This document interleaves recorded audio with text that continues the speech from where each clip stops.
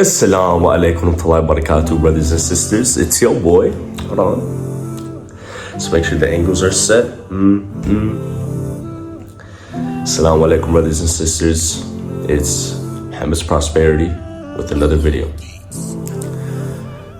Today's topic is something that I really did think about for a while, and it's such an interesting concept that I think is just something that if you're on your growth journey and anything of the sort, this can apply literally to anyone, that it's something to be pretty, well informed about. And the idea that I'm speaking of today is the idea of Barakah. Now, what is Barakah? Barakah has a lot of meanings Islamically, but the one that's mostly accepted throughout, most scholars and people is Barakah is the spiritual blessing and divinity in anything that you do or pursue. Barakah can be in anything physical or kind of just something that you do throughout your day. So there can be barakah in your work, there could be barakah in your phone, there could be barakah in your family, there can be barakah in your desk. It can be in anywhere, in any place. Now the idea that I kind of thought about is barakah maxing. How can we max out the barakah that we get? So why is barakah so important and why is it so interesting? There's always this thing that I thought about even before I knew what the idea of barakah was, and it's like sometimes I noticed that somehow in 30 minutes I was able to get 3-4 hours worth of work done, while there was other times where it took me 3 hours to get that 30 minutes of work done. So sometimes it's like really optimal. Like I really did so much less to get so much more out of it. And there's times where I did so much more to get so much less out of it. Same thing with money. There's times where I only had like $500, but I made that $500 go such a long way. Then there's times where I had 5,000 and it felt like it took me the same amount of length that the 500 got me. So then, I got older, and as I learned about the idea of barakah, I was like, to be honest, this makes a lot of sense. Like, there's, other instances. And the biggest instance is in the Prophet, may peace and blessings be upon him. See, our Prophet, he was a prophet, and it was revealed to him, the revelation, at around 40. But at 63 is when he passed away. So that leads to 23 years of the Prophet living as, our Prophet. May peace and blessings be upon him. So now the question is, okay, if he was living as a Prophet for 23 years, how did he make such a big impact? Like that 23 years, he made the biggest impact that any human has. Now, yes, he's a Prophet, but his life shows that we can accomplish so much in so little time. And I'm pretty sure in your personal lives, and I want to ask you a question, what is the time where you feel that you had so much barakah in your life that you accomplished something in such little time, you made such little money go such a long way, or you just made things work? It could be with school, I like to use the example of you didn't have so much time to work on this project, and you put, I guess, in your idea, not a lot of effort into it, but then it somehow turned into being you got a really good grade on it. Or you did little work into something, get amplified. I'm reading the book right now. It's by Muhammad Faris, and the book is called The Barakah Effect. And he talks about this really interesting story. And what this story was there was these two men, and I think that they were on a trade deal, and they were, going and exchanging and doing trades. So they had their money belts. Now, with the money belts, what happened was one of the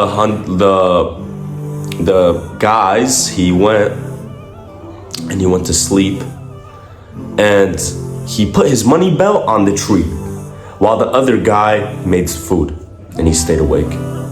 Randomly, out of nowhere, a bird came, swooped, and took the money belt. The other friend that was awake, he felt bad. He was like, this is my friend, he was asleep, we were on this long journey. Now, he doesn't have his money. So out of, the compassion and the way that he felt towards his, companion, he put his money belt on the tree. Then when his friend woke up, he took the money belt, and he didn't know that any of this happened.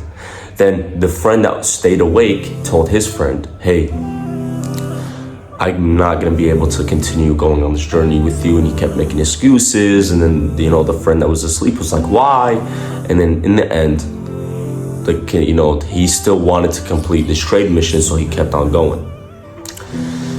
What happened next was, while he was on this journey to accomplish the mission, he found the money belt just right there. And now he added up the pieces. He was like, wait a minute, he got the money belt taken away from him. Now he connected it, and it was like, wow, like he really did that. And what ended up happening was that trade deal was so good that he made way more money. Then he went back to his original friend and gave him half of the profits. And the friend was astonished. He was like, what? The half that he made for himself was more than what they made combined through usually going on this journey. And he said, your belt was your ticket. Like, your belt was the thing that kept going for you. And that was the barakah. The barakah was in the fact that, Allah blessed them with that. Why? Because he gave something, which is the money belt, to his friend. Now, it's easy to look at the situation, and I think, looking at it from a perspective, we would always think, okay, this guy would lose because he's giving his money belt. So it's like, now he has nothing because he was a good Muslim and he wanted to help another, his companion out. And it's crazy to think that Allah blessed him. And it shows that we never lose by being, this like good character of a Muslim, especially as a Muslim man. I think that with me, the biggest effect of barakah that I had was when I started my online, when I started doing like my personal online business. And I did it for about 3 years, and it was a long 3 years and whatnot. But the benefits of those 3 years that, and what it brought for me in terms of wealth was really crazy. Like, compared to, college, you go to college for 4 years and then you get your degree. Now with me, it was like, I did this for 3 years and I made, alhamdulillah, a good amount that, could, equate to around a really high-end college degree. And it's really interesting to see the way barakah works is so surprising. You're not able to piece that, like, it's always gonna happen in a really, really weird way. And I'm pretty sure that this happened with you at some point in your life. There was just a thing where it was like, no way, and when you put your trust in Allah, Allah gave you that barakah to be able to do the thing that you wanted to do. So, if you were able to, get this car and you really needed a car, Allah found a way for you to get that car. And it happens in some really weird way. It's like the car, is $10,000. You only had 6, and you're like, no way the dealer is gonna go down to 6. But when you go there, the dealer is kind of lenient. No, we can't do 6, we can do 8. But then randomly something might happen and they're like, oh, okay, we can do 6 now. It's like, it can happen in these ways that we can't even think of. So how can we get this kind of barakah? How can we always have barakah in our lives? So in every pursuit that we pursue, we can have this benefit. It's literally like a double XP glitch in real life. Like, how can we get this? One is barakah comes with intention. Here's the truth. These days, it's really hard to have very pure intention, right? Your niyyah. How can we make our niyyah so, strong and purely for Allah? To be honest, it is an effort for everyone. Intention, and in the book, The Barakah Effect by Muhammad Faris, he says that intention is like love. It's really you can't just simply be like, I will intend to do this and feel. You can't force to love. So the same way with intention, you can't force intention. All you can do in your best abilities to try to set yourself up for that, like intention, the same way you would set yourself up for love. So in everything that you do, whether it's work, find, try to put it in your best intentions to see why this would please Allah, and try to only do it for that. I go to work as a doctor, and as a doctor I help my patients that are sick. Because I'm helping people who are sick, this pleases Allah. Oh, because I am a doctor that helps patients that are sick, Allah, I get paid for it as a job, so then there's barakah even in the money that you get. Now what do you do with this money? Oh, with this money that I get as a doctor, I support my family, and let's say you're a guy, so I'm a man and I'm a doctor to get money to support my family, which is a commandment that Allah has, put on me, and I'm fulfilling it, which pleases Him. And when you really put, if you mix that ibadah with your normal actions, then barakah is a byproduct of it. So that's why, what I notice, especially with Muslims in Western countries, is a lot of Muslims in Western countries they do really well for themselves. Like, they can be like a 40-year-old dad that moved to America when they were 40, but they're 50 and they're really wealthy, living in a really nice neighborhood and finding the way and means. And when you really think about it, the barakah effect really makes sense. I have a friend, his name is Yusuf, and his family, his dad used to be a journalist back in the Middle East. And he came to America for refuge for the things that he was like saying and whatnot. And he didn't start with the best house or anything at all.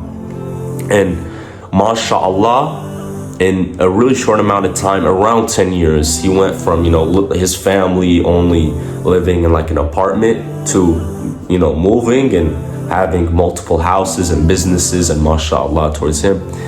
And, with this instance, I really did think about it. It's interesting to see how in our Muslim community, we see these things happen so much to a lot of people. It can be literally through any avenue. I've seen a lot of Muslims succeed with social media, and it's very interesting. It's like we go on TikTok, we go on Instagram, we go on these, and we really do see Muslim creators rising, getting these and that, and they do things that aren't realistic for most YouTube niches, like getting 500,000 followers in the span of a year, starting from zero. Like, that doesn't even happen with other things, regardless of you spreading Islam through things. There's a guy his name's Hussein, and Hussein, he's a Instagram fitness coach. I'm pretty sure if you're watching me, you probably know him. And he also posted himself growing, and in the amount of growth he made within a year, and he got 500,000 followers in a year. And it's really interesting to see that, even if it's not publicly shown, he probably has that good intention. Let me make these videos where I teach people how to work out, so it's benefiting them and making them healthier. And because they're healthier, they can do more ibadah for Allah. So then now he's getting barakah in doing something that he likes. Ibadah can be literally anything. And if we mix that ibadah with the things that we do already, and especially our self-improvement journeys, then we will see the results tenfold. And I've seen this with my life. I made changes in about a year or two that would take others 5. So my main takeaway for you guys is, I want you to think about the things that you can do in your life that you can maximize barakah in, and see how you can make that action ibadah. Because if you make that action ibadah, then inshallah there will be barakah in it. Ma'as salama, jazakallah khair.